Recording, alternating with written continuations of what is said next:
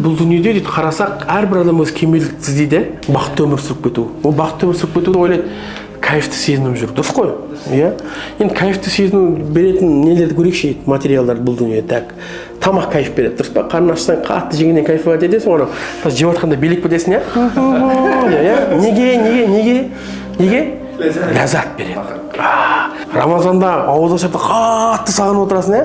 Жеп алғаннан кейін болды, тамақтың келмей тұрады. Наркомандардан ләззат көреді, по-своему. Ол да вредный, дұрыс па? Өліп қалады, өлтіреді, не болмаса таусылатын ләззат бәрібір де.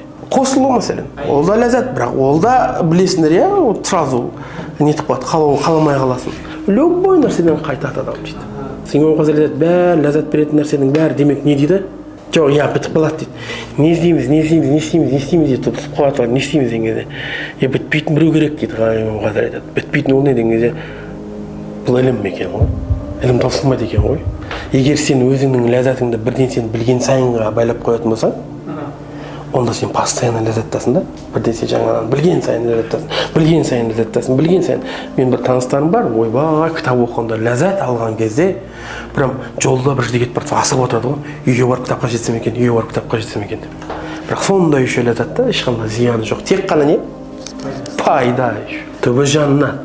Бұл екі дүниенің пайдасы. Жігіттер оқыңдар.